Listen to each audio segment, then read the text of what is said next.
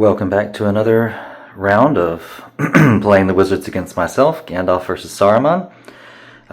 So we're nearing the end game, and at the moment Gandalf has 30 points, Saruman has 31, and we're in an interesting spot. Gandalf doesn't have any faction points, Saruman doesn't have any ally points.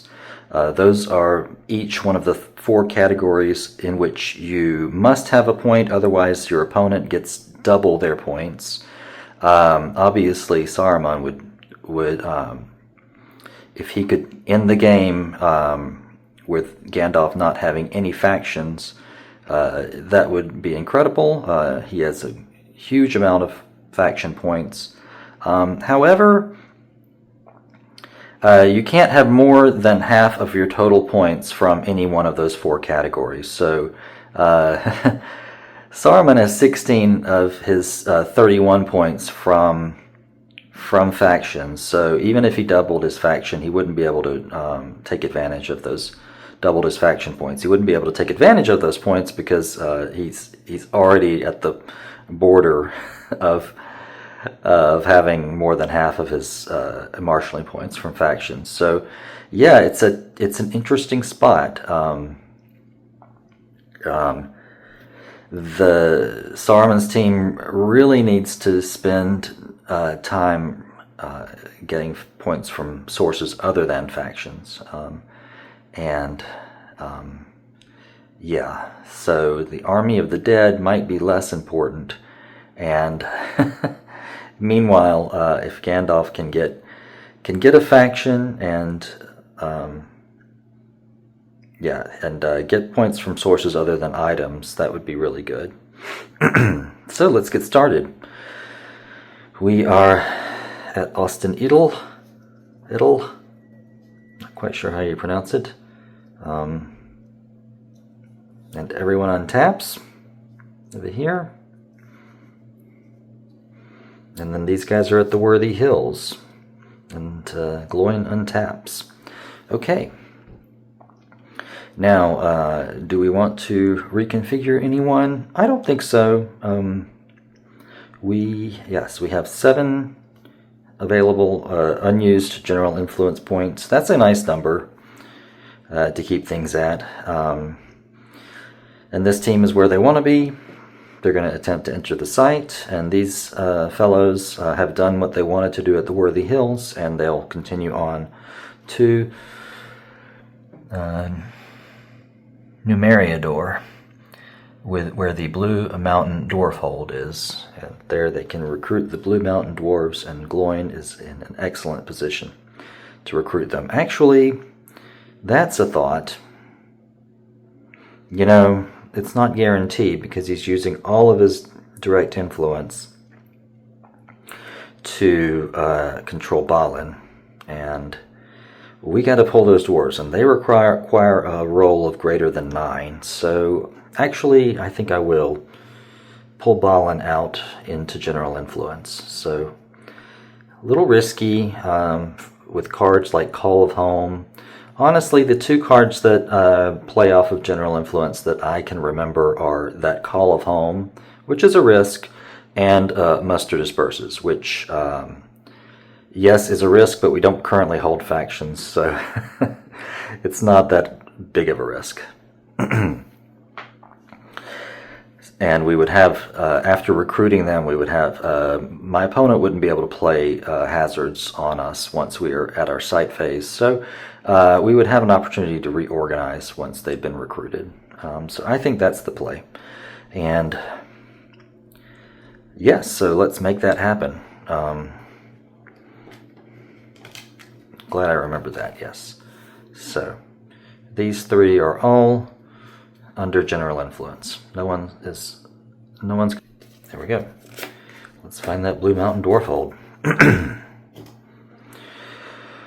All right, so we've got what we want from here. We've got what we need, and so I'm not desperate to draw a bunch of cards. Let's do these guys' movement hazard phase first. So They're not moving, so no one needs to draw anything. No one can draw anything. And so our hazard limit is 2.5, rounded up to 3, so our opponent can play up to 3 cards on us. And yeah, we do not have anything that would be great to play. Morgul Knight, we could treat all wilderness as Shadowlands. Is it worth doing any, well, is it worth playing Morgul Knight? That would affect me as well. And we're traveling through areas with wilderness as well, so I'm not convinced that, and they're not even moving, I'm not convinced that that's going to help us much. So for their movement hazard phase, we will not do anything. And now we move on to these guys, and they are moving from Gondolin to Arthadian, and then to Numeriador. So wilderness, wilderness, wilderness, triple wilderness, and they're traveling to a freehold. All right, triple wilderness traveling to a freehold. We can draw up to 1, or I think we must draw 1. Okay, the moon is dead. Interesting. I draw 1. And we would just be handing them another point if we put the Orc Lieutenant down. And then we're at the stage now where every point matters. This is a close game. So we are not going to play any hazards on them, and they arrive safely. And then we'll just discard Doors of Night. Yeah. If Vitelli was an elf, Glorfindel could go pick her up with his direct influence, but she's not. She's a human. So I may just discard Vitelli. And we've arrived. So Worthy Hills goes back in the deck.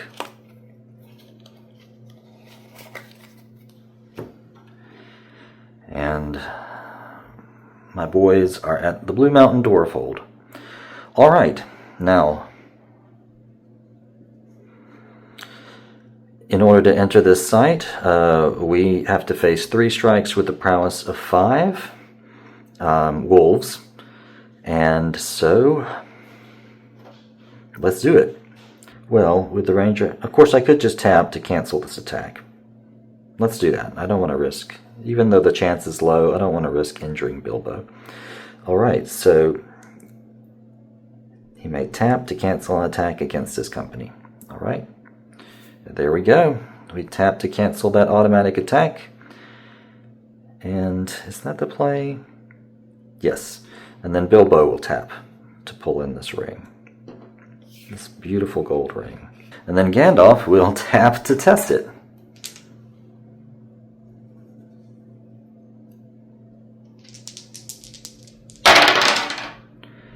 A 9.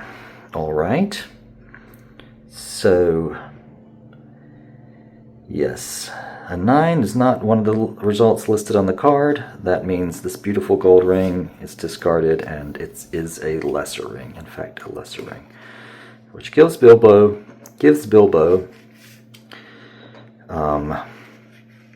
2 more direct influence. He has 3 now. That site's tapped, and now Glôin. Glôin is going to attempt to bring in the Blue Mountain Dwarves at the Blue Mountain Dwarfhold. He has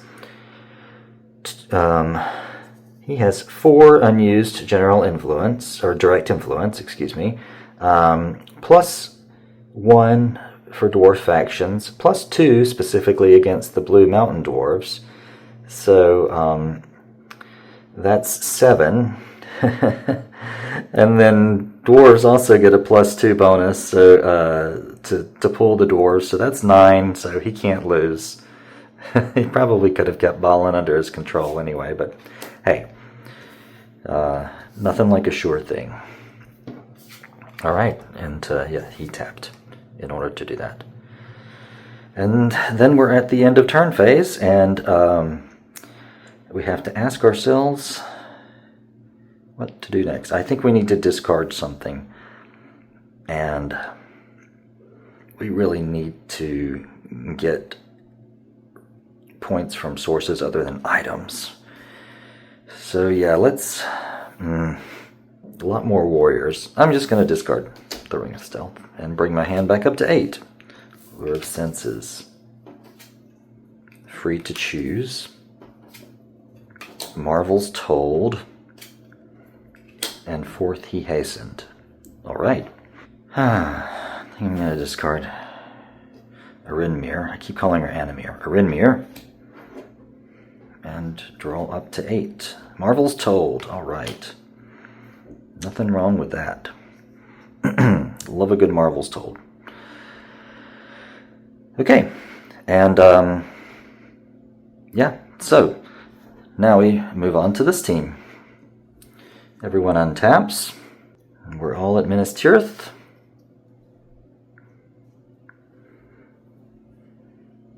And we're going to need to leave, and we're going to need to get something done, other than recruiting factions.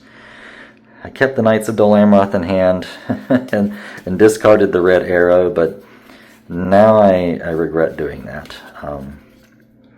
Let's see, I'm assuming we've got other sources of points in here besides. We know that we've got Treebeard in here and Quick Beam in here, so hopefully we can get one of those Ents, Welling Halls nearby. Oh, wait.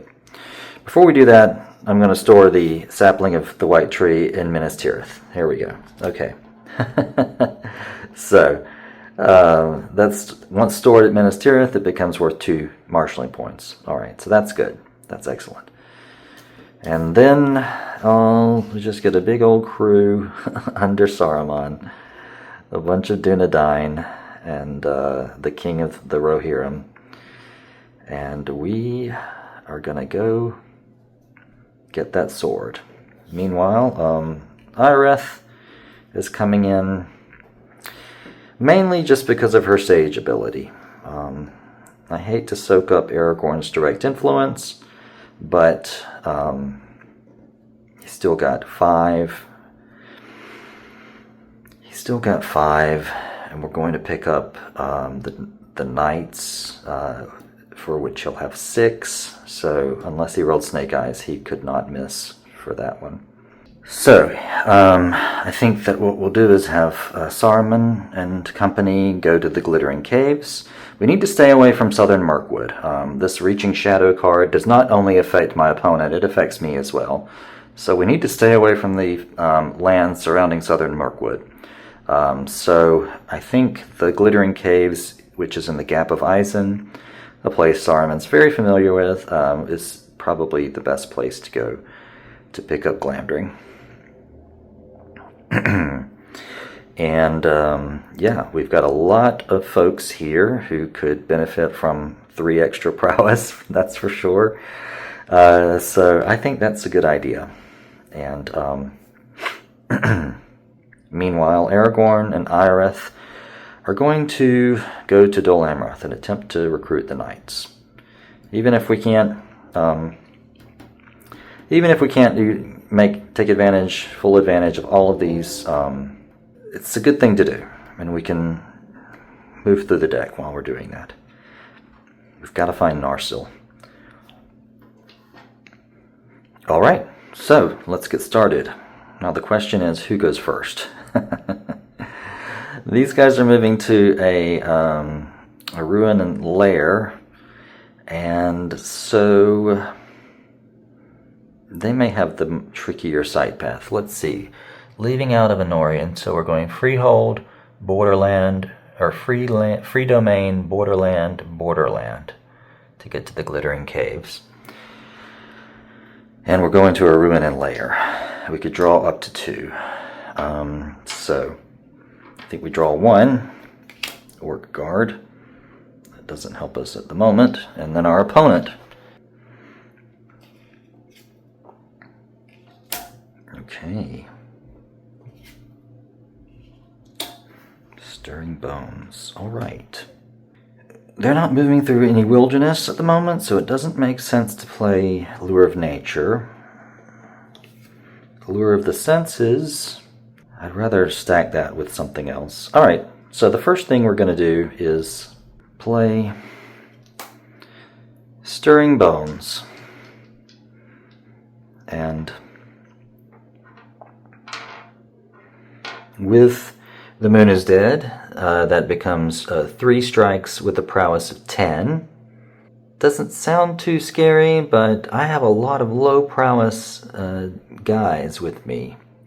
So it is rather scary, honestly. So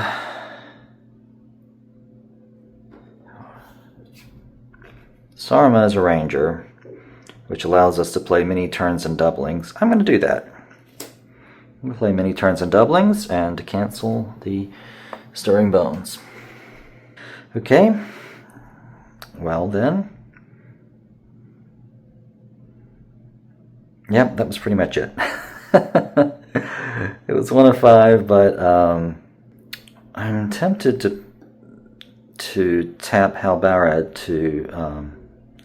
to cancel something. What do I cancel? The creatures they're throwing at us have not been that challenging to deal with up till now.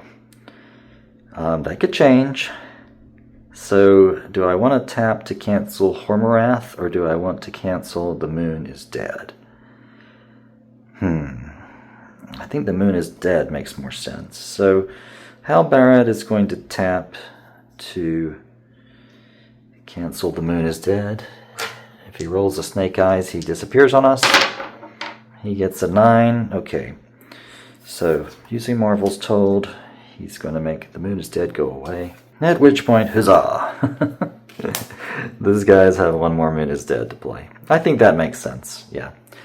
It's a good play from them, and then it's a good counterplay from us. Yeah, it just doesn't make sense to use these cards at this moment. These corruption cards. So, we're going to leave it at that. They arrived at the Glittering Caves. Return the hand to 8. Ooh, Minion Stir, our favorite card. And Quick Beam. Oh, fantastic. Okay. There we go. Now,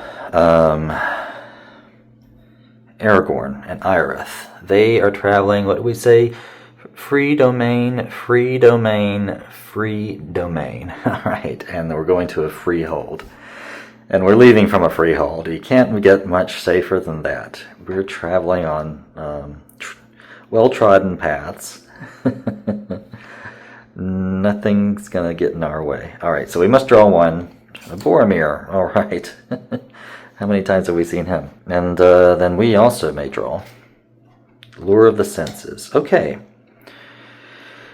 Now I'm starting to wonder. I mean, the nice thing about Lure of the Senses is it takes rolling a 6. It's definitely one that you can fail at attempting to remove. So I think we might play that on Aragorn just to play something. Yes. Okay. So here we go. We're going to play Lure of the Senses on Aragorn. And that is it. Back over here, Boromir's only 1 point. I was thinking, it'd be great to pull Boromir, but he's only 1 point. And he soaks up 4 influence. Ugh. I could always pull him back with the Palantir. So, alright. Let's keep some of these hazards in hand so we can try and do some damage over there. Alright, so Minas Tirith is discarded. Can't go back there again. Aragorn will tap to play the Knights of Dol Amroth. He has, what did we say? He has 5 direct influence, 6. So unless he rolls Snake Eyes, he can influence them. 5, alright. So he influences them. Fantastic. And then, in order to enter the site, they need to face a automatic attack, 1 strike with the prowess of 9. Who's going to face that? I think we will have Baragon. Baragon tap. Well, no, who needs the sword the most? I suppose. It'd be nice to give... No, I don't want to give it to Saruman. That's risky. I could give it to Theoden. That's not a bad idea. That would bring his prowess to 8. Yeah. Then I might give that shield to someone else. Maybe I should have given the shield to someone else before we started moving, but, you know, I gotta keep Theoden alive. Gotta play it safe. Okay, but anyway, Aragorn is tapping to face the strike. He has 4. He rolls an 11. Alright, so he faces that handily. And, yeah, so, oof. Who do we give Glamdring to? I mean,